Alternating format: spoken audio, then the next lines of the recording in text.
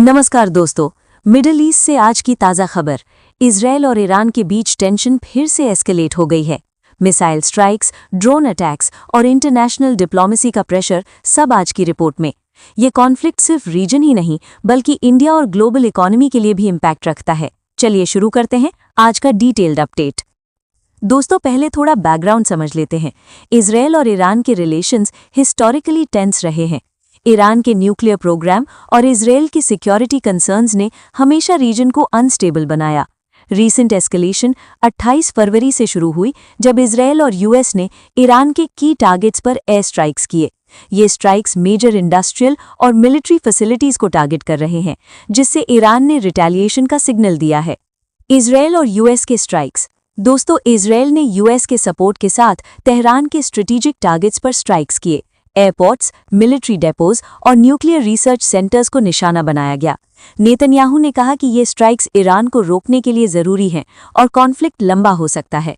ये रीजनली भी काफी सेंसिटिव हैं। गल्फ कंट्रीज और ग्लोबल ऑयल मार्केट्स इस पर रिएक्ट कर रहे हैं।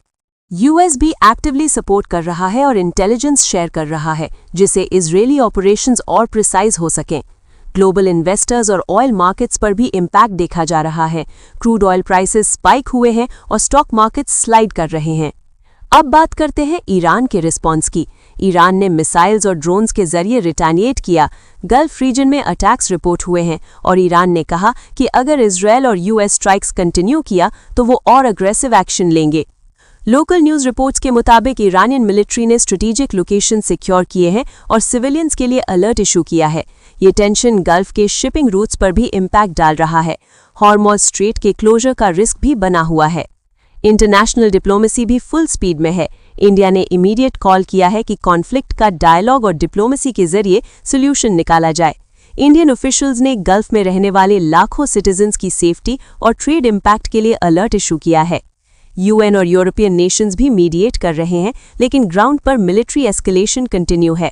सऊदी अरेबिया और यूएई भी अपनी सिक्योरिटी एनहांस कर रहे हैं। सऊदी कैबिनेट ने स्टेटमेंट दिया कि वो अपनी नेशनल सिक्योरिटी के लिए नेसेसरी स्टेप्स लेंगे।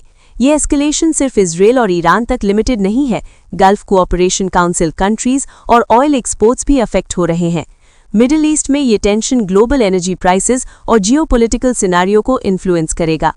दोस्तों, इस कॉन्फ्लिक्ट का सिविलियन पॉपुलेशन पर भी हैवी इम्पैक्ट है। ईरान और इजरायल दोनों तरफ सिविलियंस को डिस्प्लेसमेंट और इमरजेंसी शेल्टर्स की ज़रूरत है। एनजीओज और यूएन एजेंसीज एड डिलीवर कर रहे हैं, लेकिन एरिया का एक्सेस चैलेंजिंग है।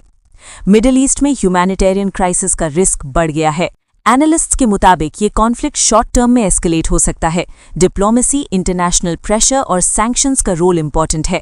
अगर स्ट्राइक्स कंटिन्यू रहें तो रीजनल इंस्टेबिलिटी और एनर्जी मार्केट पर लॉन्ग टर्म इफेक्ट्स देखने को मिल सकते हैं। ग्लोबल गवर्नमेंट्स और ऑर्गेनाइजेशंस क्लोजली मॉनिटर कर रहे हैं और इंडिया के लिए भी गल्फ बेस्ड सिटीजन्स और ट्रेड रिस्क अलर्ट में है। ये थी आज की ताज़ा Israel Iran conflict update. Missiles, diplomacy और ग्लोबल टेंशन्स सब कुछ समझने की कोशिश की। हम आपको कंटिन्यूअसली अपडेट्स देते रहेंगे। ध्यान रखें और हमारे साथ बने रहें फॉर लेटेस्ट ब्रेकिंग न्यूज़। आप देख रहे हैं ताज़ा खबरें सिर्फ UP24 हिंदी न्यूज़ के साथ।